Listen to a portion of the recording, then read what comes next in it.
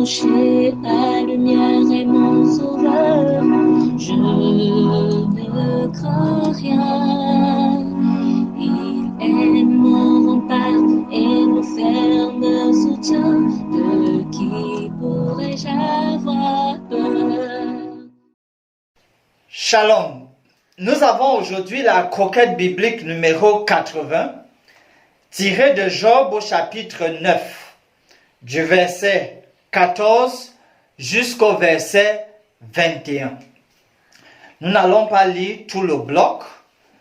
Commençons par observer que au verset 3, lors de une des précédentes méditations, Job disait que voilà, personne ne peut contester avec Dieu. Sur 1000 choses, il n'en répondrait pas une seule. C'est-à-dire que vous avez beau apprêter 1000 arguments pour faire face à Dieu, et devant lui, vous ne pourrez même pas sortir un argument. Alors, la portion d'aujourd'hui permet à Job de se donner un exemple. C'est-à-dire que de donner une illustration en prenant son propre cas, pour effectivement démontrer que lui-même, il n'est pas sans péché. Alors, juste quelques morceaux choisis, versets 14 et 15. Et moi, comment lui répondre? Quelle parole choisir? Quand je serai juste, je ne répondrai pas. Je ne puis implorer mon juge. Alors, il va conserver le langage judiciaire et dans un accent quand même de déception vis-à-vis de Dieu parce que ne comprenant pas Dieu, il va donc dire au verset 17 et 18, « Lui qui m'assaille comme par une tempête, qui multiplie sans raison mes blessures, qui ne me laisse pas respirer, qui me rassasie d'amertume. » Voilà où il exprime son accent de déception.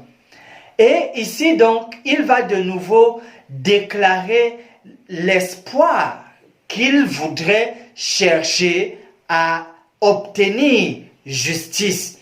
Et c'est la raison pour laquelle, au verset 19 et 20, il dit « Recourir à la force, il est tout-puissant, à la justice, qui me fera comparaître?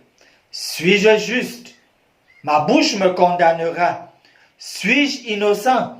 Il me déclarera coupable. » Avec tout cela, nous voyons que Job établit clairement que voilà, il n'est pas sans péché. En rapport donc avec le strict respect des mesures de santé, aucun malade ne peut prétendre n'avoir jamais commis une quelconque faute en rapport avec la prévention. Personne ne peut dire qu'il a tout fidèlement toujours suivi tous les principes de santé pour la prévention. Et quand bien même on le ferait, voyez-vous, même nous qui apportons les soins aux malades, peut-être que c'est que notre tour n'est pas encore arrivé. Nous-mêmes, on n'a pas été à 100% droit en ce qui concerne le respect des principes de santé. Fin des fins, nous avons donc énormément besoin de la grâce de Dieu.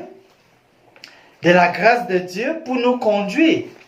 Il y a cette promesse, ce vœu de Dieu en 3 Jean au verset 2, et nous aurons encore besoin de la grâce de Dieu pour que ce vœu puisse s'accomplir lorsqu'il dit « Bien-aimé, je souhaite que tu prospères à tous égards et sois en bonne santé, comme prospère l'état de ton âme. » Oui, le vœu de Dieu est là, mais encore, nous avons besoin, vous avez besoin de la grâce de Dieu pour être en mesure de suivre ces principes de santé.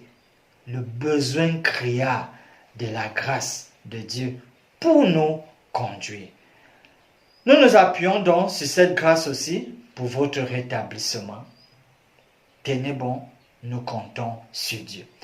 Finissons par ces mots de prière. Nous venons à toi, Seigneur, afin que tu nous aides à être sensibles à ceux qui souffrent autour de nous. Nous avons besoin de ton esprit pour ressentir le besoin d'assister les malades autour de nous. Sans toi, nous ne pouvons rien. Nous ne sommes que des canaux. Utilise-nous pour la gloire de ton nom. C'est notre prière par Jésus, notre Sauveur. Amen. Mon âme espère en l'Éternel. Mon âme espère en l'Éternel. Qu'un chant s'élève au Dieu du ciel. Qu'un chant s'élève au Dieu du ciel. Mon âme espère en l'Éternel.